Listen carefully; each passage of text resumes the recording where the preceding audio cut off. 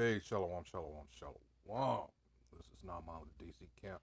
First and foremost, call halal Yahweh, Bahashim Yahushai, Bahashim Rakakwadash, and of course, once again, double honors go out to the apostles, bishops, and elders, great millstone, who continue through the Holy Spirit, all right, teach us His truth. And they are out there physically, along with everybody else, on the highways and byways still, all right, after all these years. All right, as a testament to their diligence, and thereby we under them try to, you know, take on that same mindset. Be diligent, all right, because it's not over yet, and we are the hopeful elect. All right, we're still working for that penny until the end, as the scriptures say. All right. Uh, wow. Here we go. This is from early last month when that so-called Black History Month, which I'm so glad is over. I'm so tired of this shit every year. You know, everybody pretends, um, especially the ones. Well, it's not even trying to pretend now, but and that's what the video today is going to be about. Because if you noticed, and if you haven't noticed, a lot of states are trying to pass legislation that limits, at the very least, limits how schools of any on any level can teach so-called Black history. And for those of you that like to rub elbows and whatever have you, you think the so-called white man is your friend because he gives you things, you know. Well, you might want to read Exodus 23 and 8 and Ecclesiastes 7 and 7.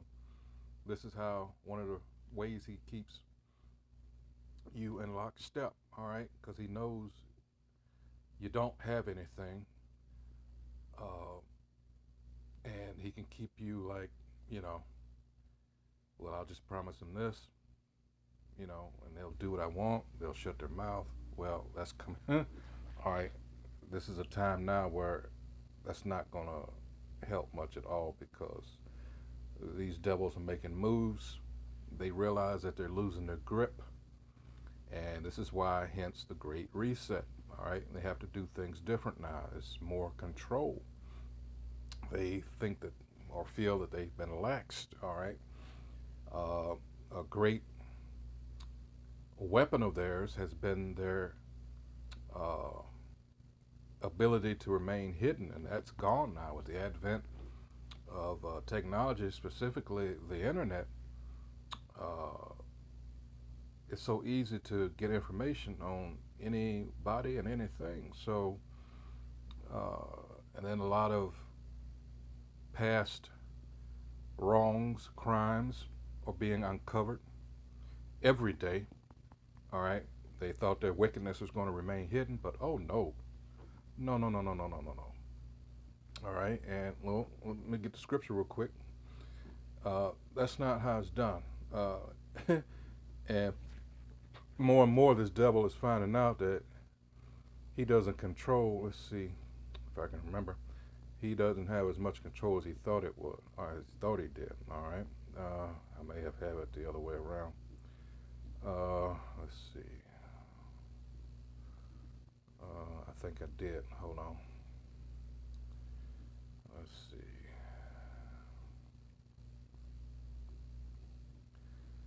Oh boy. I think it's. Hold on. I always get that jumbled up. Here it is. This is St. Luke chapter 8, verse 17. It says, "For nothing is secret that shall not be made manifest, neither anything hid that shall not be known and come abroad." See, they're about in panic mode now because, per Revelation chapter 12, verse 12, they know they have a short time. Job 14 and 5, there's a bounds that they cannot pass, all right? So, hey, this, uh, it's not going to work out well for him. But he's trying to cause as much chaos. He's going to try to take as many Jakes down with him as he can. And this is shameful, all right? He's gone around and he's enjoyed demigod status. You know, the American Edomite, so-called white man, is an exceptionally wicked individual. All right, he's gone around the earth thinking that they are the people of the Most High. Him and uh, these imposters over in the land of Israel who really run things. All right, because here they are trying to play the victim. All right, and they own all the banks and just about everything else. So they are in the, at least currently, uh, in the control seat, and they don't want to lose that. Now, here's one article here. I'm just going to be bouncing around. New rules are limiting how teachers can teach Black History Month, but it goes farther than Black History Month. They don't want this taught anytime. It says why it matters. The constraints under the guise of banning the teaching of critical race theory, which is not taught in kindergarten through 12. So you got to wonder, what the hell is everybody fucking losing their minds over? It's the whole concept. It's the whole idea of all this information coming out, how we fucked over, all right, the so-called black man. But when you dig deeper, the scriptures, the KJV specifically is the one we deal with, but you can use other uh, go into other variants, and because sometimes the King James, the Old English, quite, we weren't raised up on that, so you can go into uh, other Bibles per se, uh, like the ESV, what is it, the NIV, those variants, and it will tell you straight out. And as a matter of fact, let's use it as an example. Let's go to, let's see. Uh, let's see. Let's see. Let's just try Joel. Let's just say cast lots for my people. Let's go translation comparison. All right. Here it is, KJV, and they have cast lots for my people and have given a boy for an harlot and sold a girl for wine that they might drink. All right. It says NLT says they threw dice to decide which of my people will be their slaves. They traded boys to obtain prostitutes and sold girls for enough wine to get drunk. All right. Let's see. Let's see.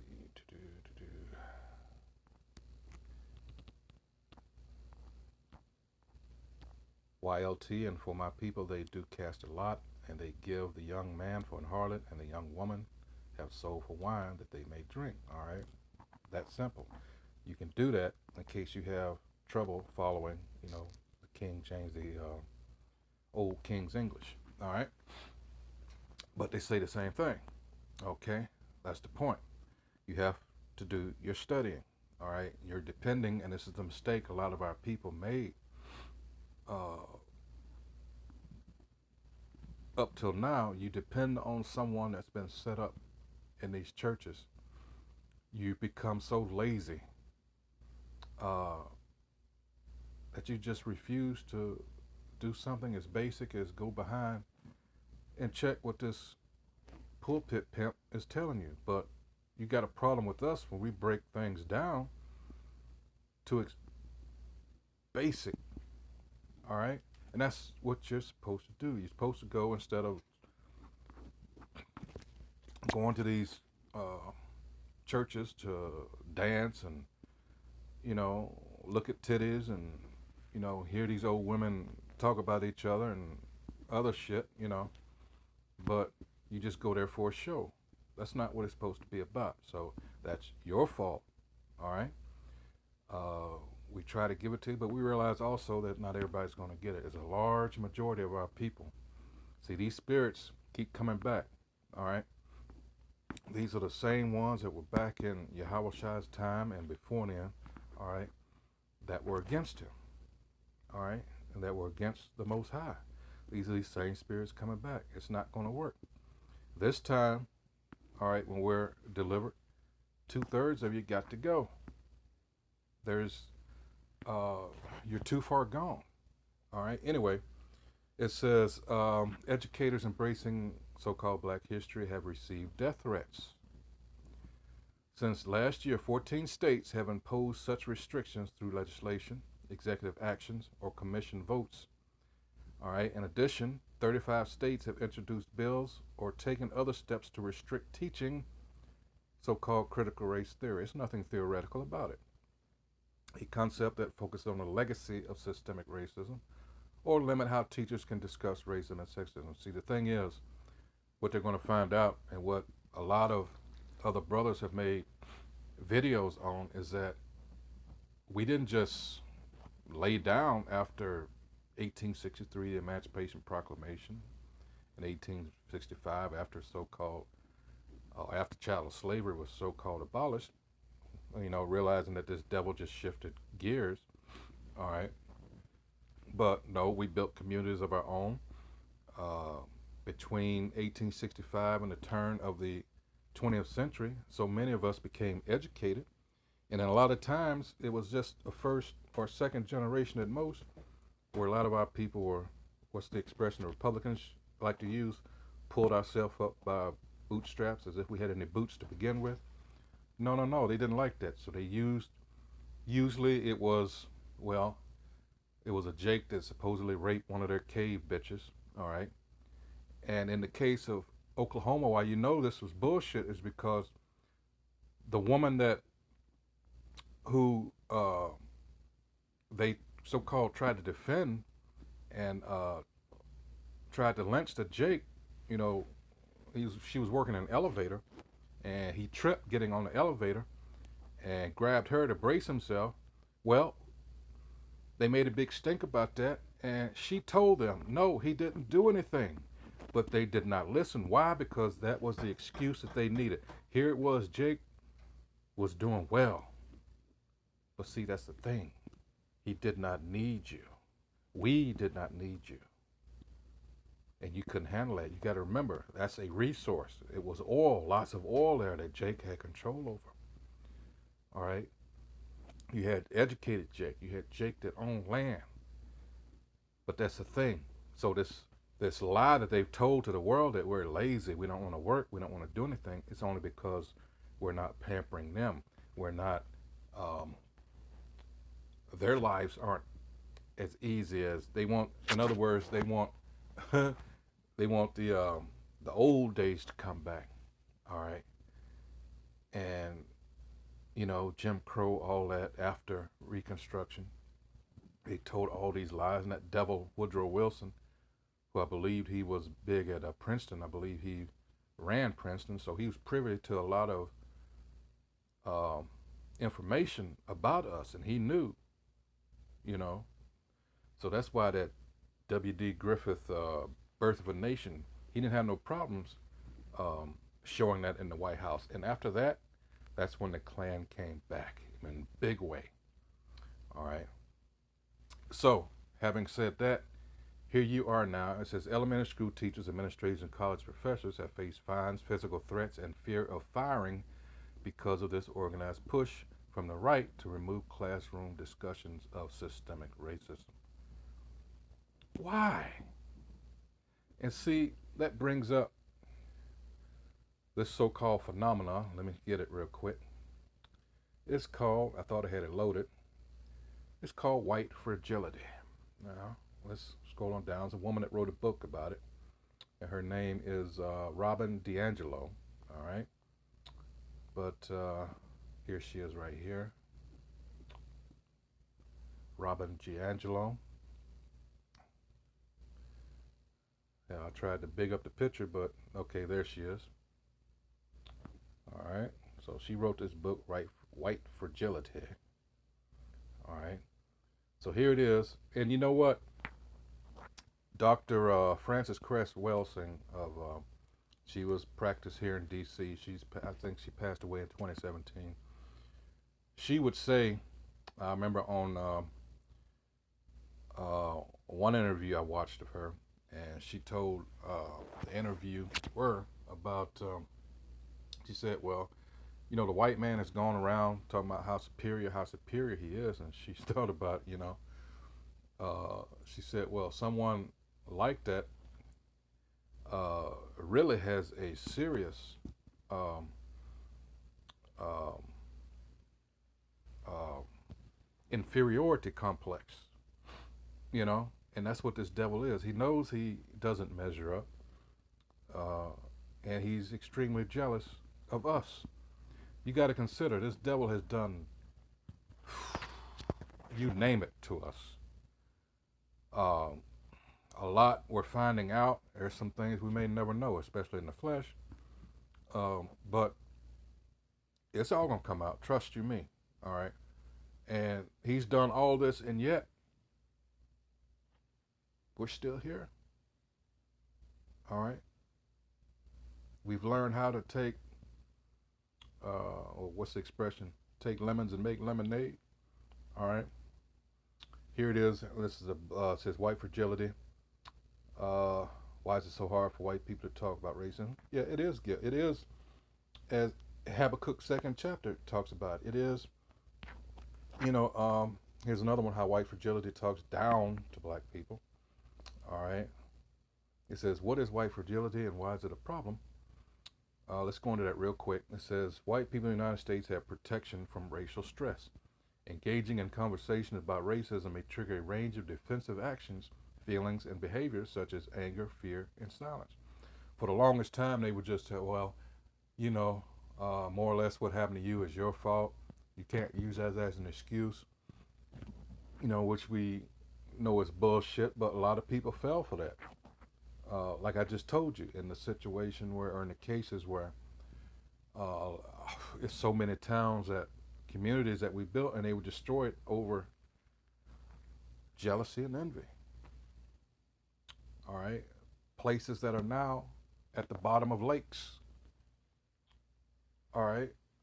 Wow. It's like, it says, although white fragility is not racism, it may contribute to racism by dismissing white domination and racial conditioning.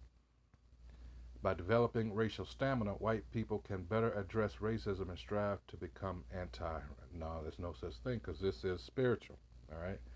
This is when it goes down to when you find out who he is biblically, he is the descendant of Jacob's brother Esau.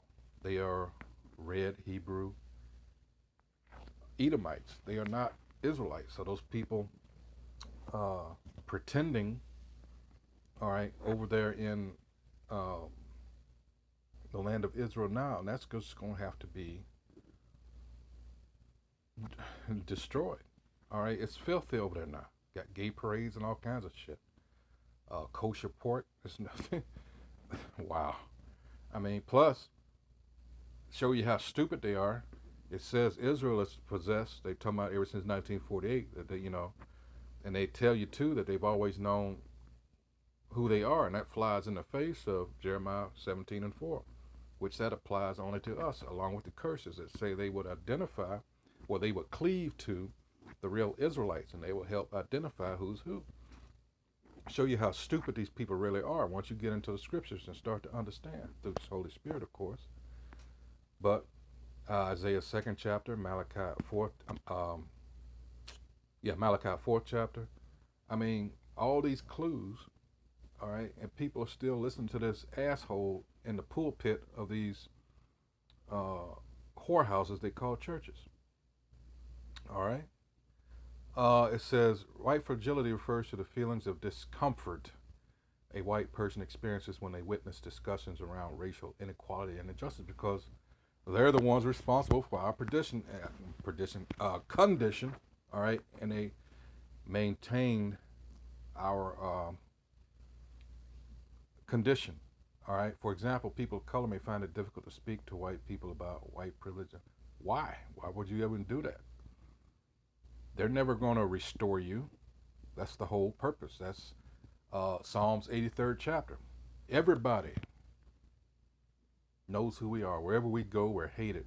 Again, these curses fit us and us only. Not the big nosed people, not the little hats over there pretending or over here pretending. Doesn't matter. That's a criminal organization that they founded, and they use our identity as a shield. The minute you point out something fucked up that they did, oh, that's anti-Semitism. You don't realize there's no such word as Semitism or Semite.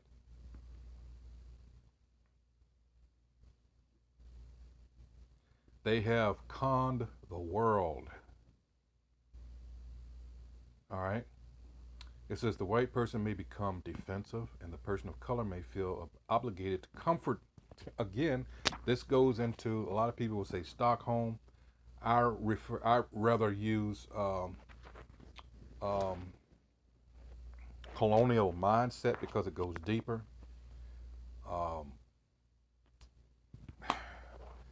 And here's my reason for doing that. You can say, uh,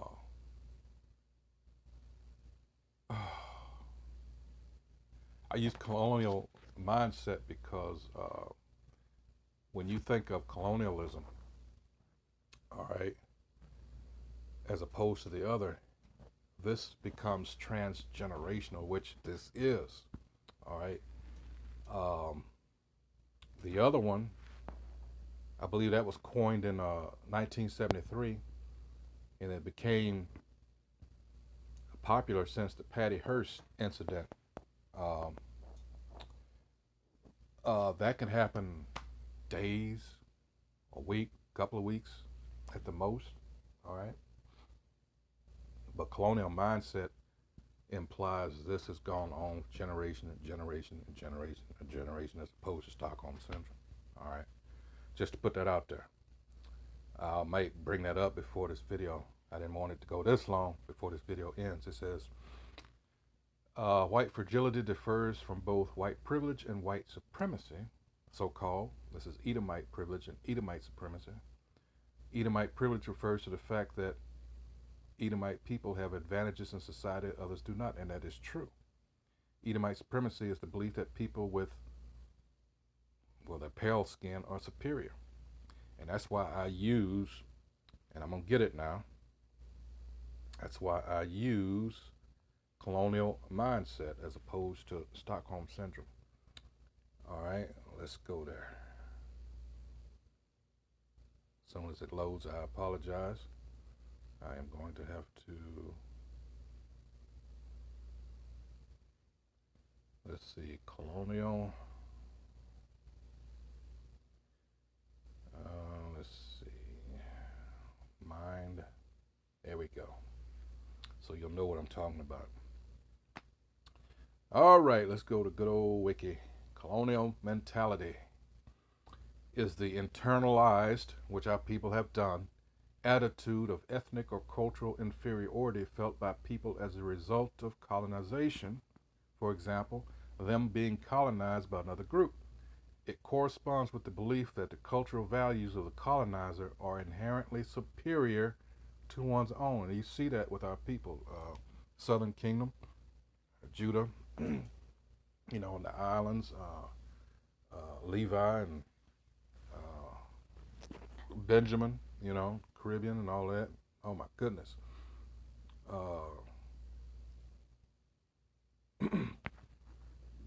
Salaki. Issachar. Oh my, I mean, you can go on and on. You see that. The term has been used by post-colonial scholars to discuss the transgenerational, and that's the key word there, transgenerational effects of colonialism present in former colonies following decolonization. It is commonly used as an operational concept for framing ideological domination in historical colonial experiences. And how did they do that? A big reason is they use what? That image of Jesus. In psychology, colonial mentality has been used to explain instances of collective depression, anxiety, and other widespread mental health issues in populations that have experienced colonization. All right, there you go. That's why I prefer to use this term here. All right, And as a result, also, you're seeing instances like what I'm about to pull up here in West Virginia here. And this is recent. Again, as soon as it loads. West Virginia advances the Anti-Racism Act, but it's not what you think. It's a bill to protect so-called white feelings. All right. If the whole critical race theory debacle has proven nothing else, it has proven that the Republican Party at this point is that party of making up shit. Conservatives have claimed ad nauseum that the college level academic study that a CRT is being taught in K through 12 schools, which it isn't. They've also claimed CRT teaches that one race is superior to the others. You've always taught that. That so-called white people are inherently racist and that they're responsible for America's historic racism, which you are.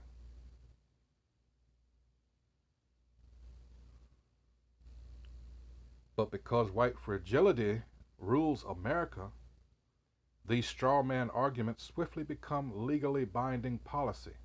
So now the West Virginia Senate has passed a bill that will prohibit teaching that any race, ethnicity, or biological sex is superior to another.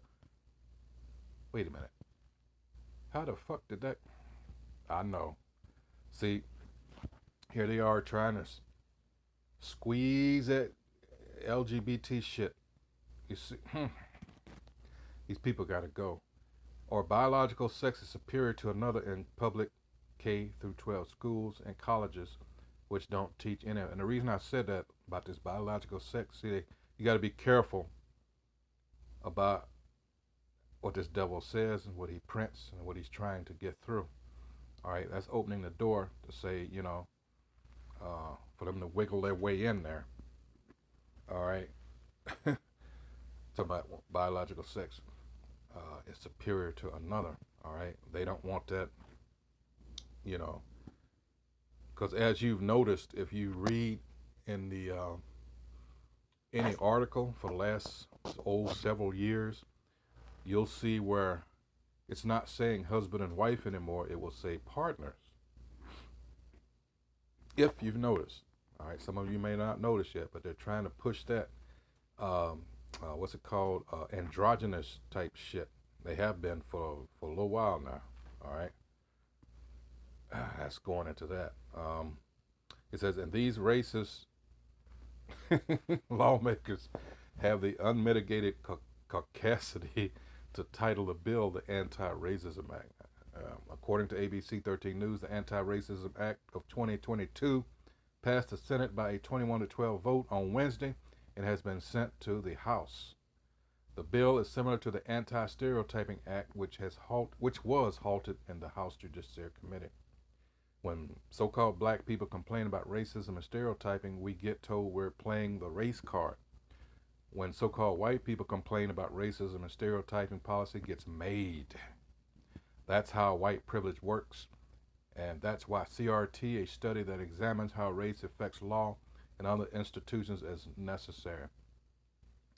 But that doesn't matter since CRT isn't taught in K through 12 schools, although the fact that the bill also bars the teaching in colleges and universities. See how slick these motherfuckers are? The voluntary attendant institutions it was meant to be taught in shows they're selective when it comes to complaints about government overreach. When something's not happening, I quote, why would you vote for a bill that's causing angst in the classroom? There's tension in the classroom with this bill, Senator Owens Brown from Ohio said, while arguing that there have been no clear examples of such lessons in West Virginia schools. These motherfuckers are running scared. I'm going to end it with this one. I've gone way over. Salakia. All right. This is Habakkuk 2. I'm going to go straight down. Please read. But for time's sake, I'm going to start off with 4 because the individual that we're dealing with, because his soul which is lifted up is not upright in him, but the just shall live by faith. And it goes on down and describes who you're dealing with, this so-called white man, all right? He is the nation of Edom, descendants of Jacob's brother Esau.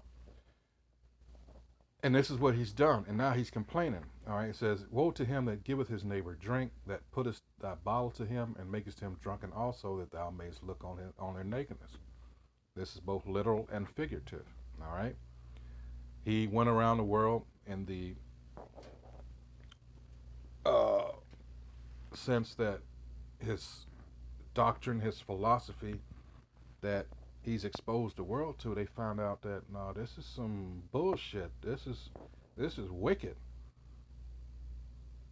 and it's not so appealing anymore. And people recognize it for what it is, and they're trying to get away from this devil.